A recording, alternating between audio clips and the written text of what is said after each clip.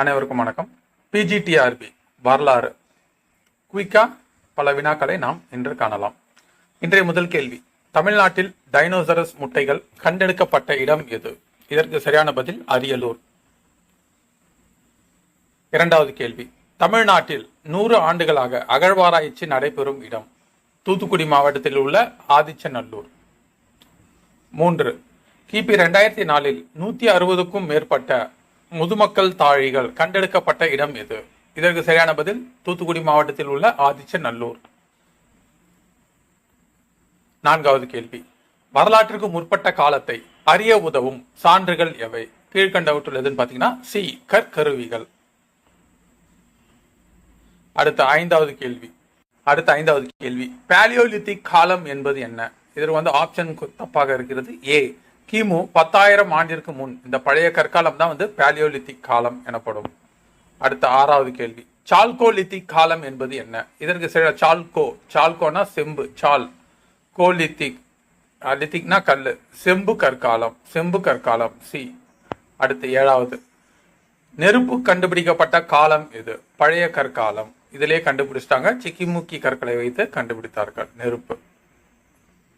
8வது கேள்வி, பழைய கற்கால மனிதனின் மிக முக்கியமான கண்டுபிடிப்பு எதுன்னு பாத்தீங்கன்னா 8வது கேள்வி பி, சிக்கிமுக்கி கல். அதை வைத்துதான் மனிதன் நெருப்பை கண்டுபிடித்தான் பழைய கற்காலத்துல.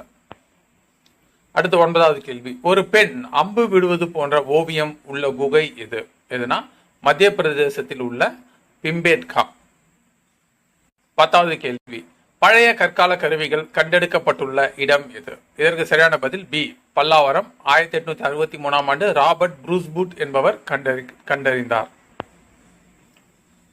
அடுத்து 11வது, மனித நாகரிக வளர்ச்சியின் முதல் படிநிலை எதுன்னு பாத்தீங்கன்னா பி, புதிய கற்காலம். இந்த காலத்துலதான் பல வகையான மாற்றங்கள் உருவான.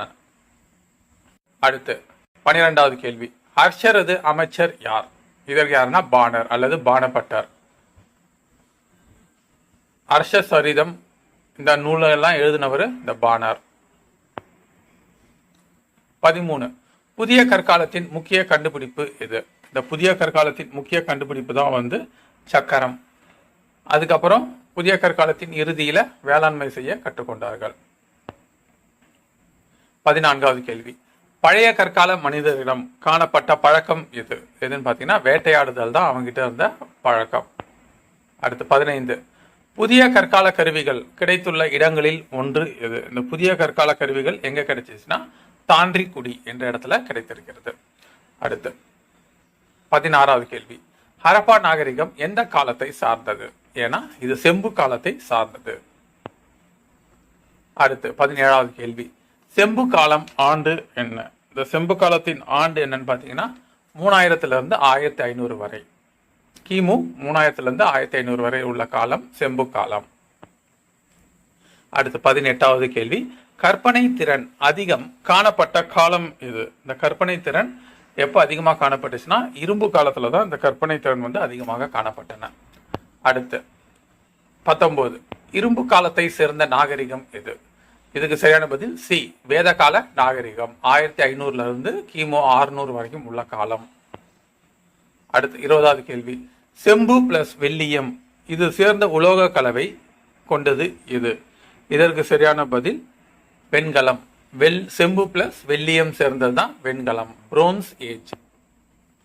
21, இந்தியாவின் தொன்மையான நாகரிகம் எதுன்னு பாத்தீங்கன்னா ஏ, ஹரப்பா நாகரிகம் அல்லது சிந்துவெளி நாகரிகம். 22வது கேள்வி, ராவி நதிக்கரையில் ஆங்கிலேயர்கள் இரும்பு பாதை அமைத்த ஆண்டு எது? எந்த ஆண்டு இரும்பு பாதை அமைக்கிறாங்க அப்படின்னு பாத்தீங்கன்னா பி, 1853ஆம் ஆண்டு இரும்பு பாதை அமைக்கிறாங்க. 23வது கேள்வி, இந்தியாவின் முதுபெருமை தொன்மையான நகரம் எது? இந்தியாவின் முதுபெரும் தொன்மையான நகரம் எதுன்னு பாத்தீங்கன்னா டி, ஹரப்பா என்பது சரியானது. ஹரப்பா என்ற சிந்தி மொழி சொல்லுக்கு பொருள் என்ன? எதுன்னு பாத்தீங்கன்னா புதையுண்ட நகரம். இறந்தவர்களின் மேடு என அழைக்கப்படுவது எது? நீங்க கமெண்ட் பண்ணுங்க. 25, ஹரப்பாவில் அகழாய்வு ஆராய்ச்சி மேற்கொண்ட ஆண்டு எது? எந்த ஆண்டு மேற்கொள்றாங்க ஹரப்பாவில்? 25க்கு சி, 1921. தயாராம் சஹானி.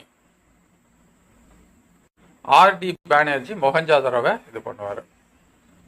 அடுத்து 26வது கேள்வி, சிந்துவெளி மக்களின் வீடுகளில் இல்லாதது எது? எதுன்னு பார்த்தீங்கன்னா சி, ஜன்னல் என்பது கிடையாது. அடுத்து 27வது கேள்வி, இடுகாட்டு மேடு என அழைக்கப்படும் நகரம் எது? இதற்கு சரியான பதில் மொஹஞ்சதாரோ, ஏற்கனவே மேல கேட்டதுதான். 28, ஆயுதங்கள் வீட்டு சாமான்கள் செய்ய சிந்துவெளி மக்கள் பயன்படுத்திய உலோகம் எது? உலோகம்னு கேட்டாங்கன்னா அது செம்பு காலம் தான். செம்பு தான் அவங்களுக்கு தெரிந்த உலோகம். இரும்பின் பயன் பற்றி அவங்களுக்கு தெரியாது. 29, சிந்துவெளி மக்களின் எழுத்து முறை எவ்வாறு அழைக்கப்படுகிறது? எதுன்னு பார்த்தீங்கன்னா சித்திர வடிவ எழுத்து முறை. அதனுடைய பொருளை தற்போது வரை அறிய இயலவில்லை. அது ஒரு சில அறிஞர்கள் என்ன சொல்றாங்கன்னா திராவிட மொழியோடு ஒப்பிட்டு பேசுகிறார்கள். அடுத்து 30, வண்டி புறா படகுகள் வண்டி புறா படகுகள் போன்ற முத்திரைகள் எதனால் செய்யப்பட்டது? இதற்கு சரியான பதில் ஏ, களிமண், டெரகோட்டா என்ற அந்த களிமண்ணால செய்யப்பட்டது. அடுத்து 31வது கேள்வி, சிந்துவெளி மக்கள் எழுத்துக்கள் எதனுடன் தொடர்பு கொண்டவை? என்னன்னு பார்த்தீங்கன்னா 31, தொல் மற்றும் தமிழ் இந்த திராவிட மொழிகளுடன் தொடர்பு கொண்டவை என்று கருதப்படுகின்றன. அடுத்து 32, டெரகோட்டா என்பது என்ன? இதற்கு சரியான பதில் 32 சி, சுடுமண் பாண்டம். அடுத்து 33வது கேள்வி, வெண்கலத்தால் ஆன நாட்டிய மங்கையின் உருவை சிலை கண்டெடுக்கப்பட்ட இடம் இது? எந்த இடத்துல கண்டுபிடிச்சாங்க அப்படின்னு பார்த்தீங்கன்னா மொஹஞ்சதாரோ, இறந்தவர்களின் மேடு. அடுத்து 34வது கேள்வி, சிந்துவெளி மக்களின் சிற்ப வேலைக்கு சிறந்த எடுத்துக்காட்டு என்னன்னு பார்த்தீங்கன்னா சுண்ணாம்புக்கல் சிலை, அதாவது அந்த மதகுரு சிலை அப்படின்றத கண்டுபிடிச்சாங்க. அடுத்து 35, உலகிலேயே மிக தொன்மையான பகுதியாக வரலாற்று அறிஞர்கள் கூறுவது எது? எந்த பகுதியில் பார்த்தீங்கன்னா 35, கங்கை சமவெளி பகுதி. அது ரொம்ப பழமையான பகுதி, தொன்மையான பகுதி என்று கூறுகின்றனர். அடுத்து 36வது கேள்வி, திருப்பதி மலைக்கு தெற்கே வாழும் மக்கள் பேசும் மொழி எது? எதுன்னு பார்த்தீங்கன்னா தமிழ் மொழி. அடுத்து 37வது கேள்வி, ஆங்கிலேயர்கள் ஆட்சியில் தென்னாட்டின் பெரும் பகுதி எவ்வாறு அழைக்கப்பட்டது? ஆங்கிலேயர் ஆட்சியில் எவ்வாறு அழைக்கப்பட்டது பார்த்தீங்கன்னா சென்னை மாகாணம் என்று அழைக்கப்பட்டது. அடுத்து 38வது கேள்வி, குமரி கண்டத்தில் ஓடிய ஆறு எது? எதுன்னு பார்த்தீங்கன்னா பக்ருலி ஆறு. அடுத்து 39, குமரி கண்டம் எவ்வாறு அழிந்தது? எதுன்னு பார்த்தீங்கன்னா டி, கடற்கோள், அதாவது சுனாமி. அடுத்த 40வது கேள்வி, மனித இனம் தோன்றியதாக கருதப்படும் பகுதி எது? எதுனா சி, இந்த லெமூரியா கண்டம், இதுல தான் தோன்றியதாக கூறுவாங்க. அடுத்து 41வது கேள்வி, ஆப்பிரிக்காவையும் ஆஸ்திரேலியாவையும் இணைக்கும் ஒரு நிலப்பகுதியாக இருந்தது எது? எதுன்னு பார்த்தீங்கன்னா ஏ, லெமூரியா கண்டம். அடுத்து 42வது கேள்வி, தமிழ்நாட்டின் வரலாற்று காலம் தொடங்கும் காலம் எது? எதுனா எழுத்துப்பூர்வமான சான்று கிடைக்கும் பொழுதுதான் வரலாற்று காலம் தொடங்குகிறது. அப்போ சி, சங்க காலம் என்பது சரியானது. 43வது கேள்வி, அனைத்து சமயத்தவரும் வியந்து போற்றும் சங்ககால நூல் எது? 43க்கு பார்த்தீங்கன்னா பி, திருக்குறள். சங்க நூலுன்னு வராது, சங்க மருவிய காலத்துல தான் திருக்குறள் வரும். சங்க காலத்து நூல் 8 தொகையும் 10 பாட்டும். அடுத்த 44வது கேள்வி, பண்டைய காலத்தில் உயர்ந்த தொழிலாக கருதப்பட்டது எது? எது பண்டைய காலத்துல ரொம்ப உயர்ந்த தொழிலாக கருதப்பட்டது? சி, உழவு தொழில். 45, பண்டைய மன்னர்கள் தம் உயிரிலும் மேலானதாக எதனை கொண்டிருந்தனர்? எதுனா குடிமக்களை காப்பது, அதுதான் அவர்களுடைய மிகப்பெரிய கடமை. அடுத்து 46, சிலப்பதிகாரத்தில் இடம்பெற்ற நெடுஞ்செழியன் எதுனா சி, ஆரியப்படை கடந்த நெடுஞ்செழியன். ஆரியப்படை கடந்த நெடுஞ்செழியன். 47, பெருவளத்தான் என்று புகழப்பட்டவர் யார்? இதற்கு சரியான பதில் டி, கரிகாலன், கரிகால சோழன். அடுத்த 48, ஜாவகம், கடாரம், அதாவது ஜாவா, கடாரம் முதலிய கீழ் திசை நாடுகளை வென்றவர் யார்? இதற்கு 48க்கு சரியான பதில் பி, ராஜேந்திர சோழன். இவர் பிற்கால சோழன். 49, ஆரியர்களின் முக்கிய தொழில் எது? எதுன்னு பார்த்தீங்கன்னா டி, கால்நடை வளர்ப்பு என்பது அவர்களுடைய முக்கிய தொழில். அடுத்த 50வது கேள்வி, இந்தியாவில் குடியேறிய பகுதி எவ்வாறு அழைக்கப்பட்டது? எதுன்னு பார்த்தீங்கன்னா ஆரியவர்த்தம். சப்த சிந்து என்று அழைக்கப்படும் அந்த 7 நதிகள் பாயும் பகுதிகளில் தான் வந்து குடியேறினார்கள். அடுத்து 51 வேத காலம் என்பது யாருடைய காலம்? இந்த வேத காலம் என்பது பி ஆரியர்களின் காலம். அடுத்து 52வது கேள்வி ரிக் வேத காலத்தில் ஆரியர்கள் வாழ்ந்த பகுதி எது? ரிக் வேத காலத்தில் ஆரியர்கள் வாழ்ந்த பகுதி எதுன்னு பார்த்தீங்கன்னா சிந்து இந்த பகுதிகளில் தான் முன்வேத காலத்தில் ஆரியர்கள் வாழ்ந்தாங்க. அடுத்து 53 முற்பட்ட வேத கால மக்களின் வாழ்க்கையை அறிய உதவும் வேதம் எது? எதுன்னு பார்த்தீங்கன்னா ரிக் வேதம் என்பது சரியானது. அடுத்து ரிக் வேத காலத்தில் பெரிய ஆட்சி அமைப்பு முறை எது? இதுக்கு சரியான பதில் டி ஜனா.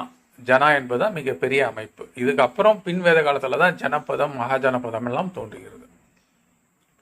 அடுத்து 55 பல சிற்றரசுகள் இணைந்த பெரிய அரசு எது? 55க்கு டி என்னன்னு பார்த்தீங்கன்னா மகாஜனபதம் 55க்கு. அடுத்து முன் வேத காலத்தில் அடுத்து 56வது முற்பட்ட வேத காலத்தில் ராஜாவிற்கு உதவி செய்தவர்கள் யார்? இதற்கு சரியான பதில் புரோகிதர் என்பது சரியான பதில். அடுத்து 57வது கேள்வி 57வது கேள்வி அரசனுக்கு உதவ இருந்த அமைப்புகளில் முதியோர் அவை எது? முதியோர் அவை என்பது என்னன்னு பார்த்தீங்கன்னா ஏ சபா என்பது சரியானது. 58 முற்பட்ட வேத காலத்தில் சிறந்து விளங்கிய பெண் கவிஞர்கள் யார்? 58க்கு பி அபலா என்பது சரியானது. அடுத்து 59 ரிக் வேத கால மக்களின் முக்கிய தொழில் எது? இதற்கு சரியான பதில் 59 சி கால்நடை வளர்ப்பு. அடுத்த 60வது கேள்வி முற்பட்ட வேத காலத்தில் வாணிபம் எதன் அடிப்படையில் நடைபெற்றது? இதற்கு சரியான பதில் பி தங்க நாணயம், அதாவது அந்த நிஷ்கா என்ற நாணயத்தின் அடிப்படையில் நடைபெற்றது. அடுத்து 61 முற்பட்ட வேத காலத்தில் பயன்படுத்தப்பட்ட தங்க அலகு நாணயம் எவ்வாறு அழைக்கப்பட்டது? இதற்கு சரியான பதில் சி நிஷ்கா என்பது சரியானது. அடுத்த 62வது கேள்வி சோமா மற்றும் சுறாபானங்களை அருந்தியவர்கள் யார்? யார்னா முற்பட்ட வேதகால மக்கள். அடுத்து 63 முற்பட்ட வேதகால மக்கள் வழங்கிய தெய்வம் எது? என்ன தெய்வம்னா டி வருணன், அதாவது இந்திரன் வருணன் அக்னி இவங்களையெல்லாம் வணங்கினார்கள். அடுத்த 64வது கேள்வி சிலை வழிபாடு கோயில்கள் இல்லாத காலம் எது? இதுக்கு சரியான பதில் ஏ முற்பட்ட வேத காலம். அடுத்தது 65 பிற்பட்ட வேத காலத்தின் காலம் என்ன? அதுக்குன்னா டி கிமு 1000 600 வரை. சி கிமு 1000 600 வரை. அடுத்து 66 பின் வேத காலத்தில் முக்கிய அரசாட்சி பகுதி எது?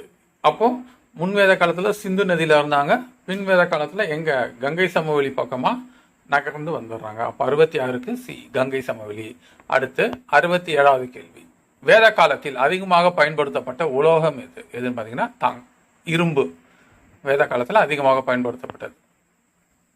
அடுத்தது 68 சபா சமிதி போன்ற அமைப்புகள் வலுவிழந்த காலம் எது? இதற்கு சரியான பதில் சி பிற்பட்ட வேத காலம். அடுத்து 69 ஜாதி அமைப்பு முறை தோன்றிய காலம் எது? எப்பன்னு பார்த்தீங்கன்னா 69 பி பிந்தைய வேத காலத்துல மிக கடுமையாக இருந்தது. தோன்றிய காலம் அப்படின்னு கேட்டாங்கன்னா ரிக்வேத காலம், அதாவது முன்வேத காலத்துல இறுதியில தோன்றியது. பிந்தைய வேத காலத்துல மிக கடுமையான ஒரு நெருக்குதலாக இருந்தது ஜாதி அமைப்பு முறைகள். அடுத்து பின் வேத காலத்தில் கல்வியில் சிறந்து விளங்கிய பெண்கள் யாவர்? யாருன்னா டி கார்கி, அப்புறம் இன்னொரு லேடி இருப்பாங்க மைத்ரேயி. இவங்கெல்லாம் வந்து பின்வேத காலத்துல கல்வியில் சிறந்து விளங்கிய பெண்கள்.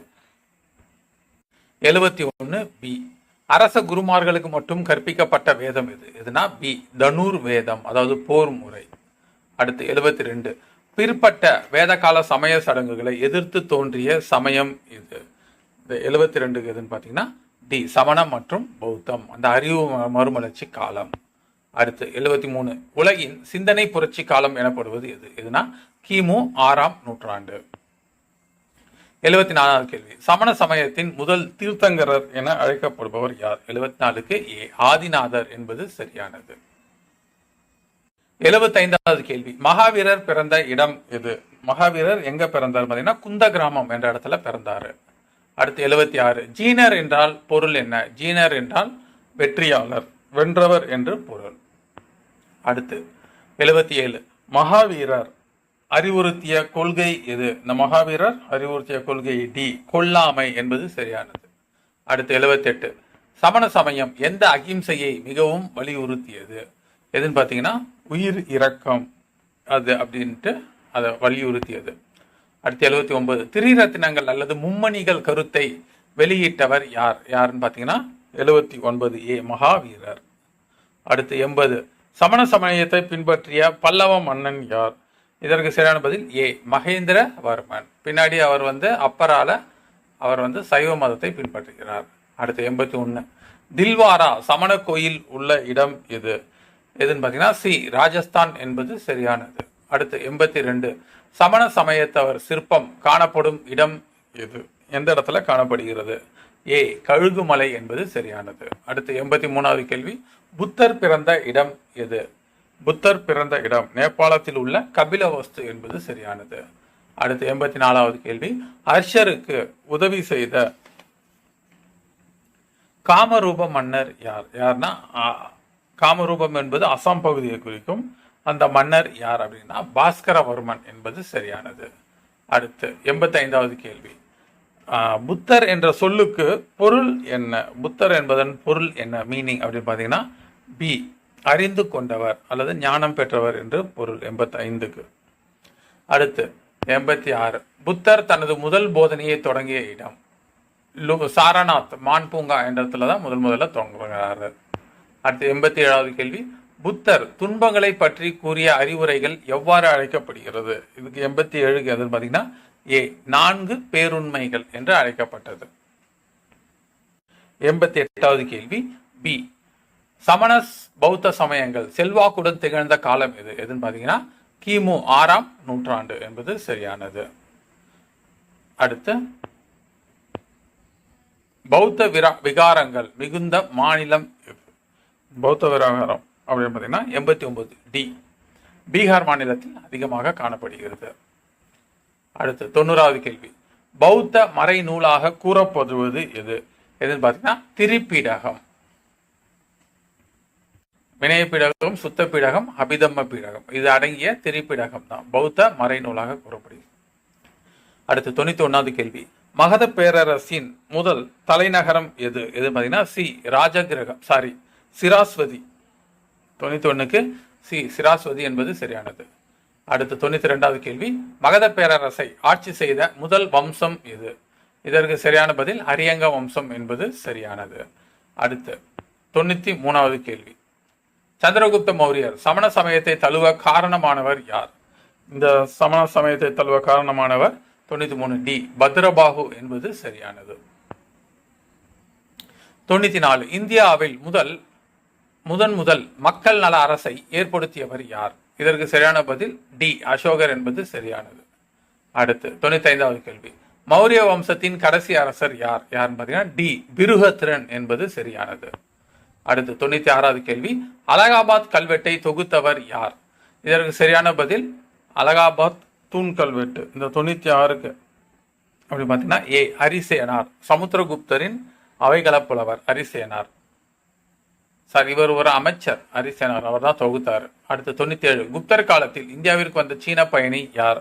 குப்தர் காலத்தில் இந்தியாவிற்கு வந்தவர் யார்? சி பாஹியான். அவர் எழுதிய நூல் போகோகி. அடுத்து 98 நாலந்தா பல்கலைக்கழகம் எந்த மதத்தை சார்ந்தது? பௌத்த மதத்தை சார்ந்தது. அடுத்து 99வது கேள்வி ஹர்ஷருக்கு உதவி செய்த காமரூப மன்னர் அதாவது அசாம் மன்னர் யார் அப்படின்னு பார்த்தீங்கன்னா ஏ பாஸ்கர வர்மன் என்பது சரியானது. நன்றி. இதோட தொடர்ச்சியை அடுத்தது காணலாம்.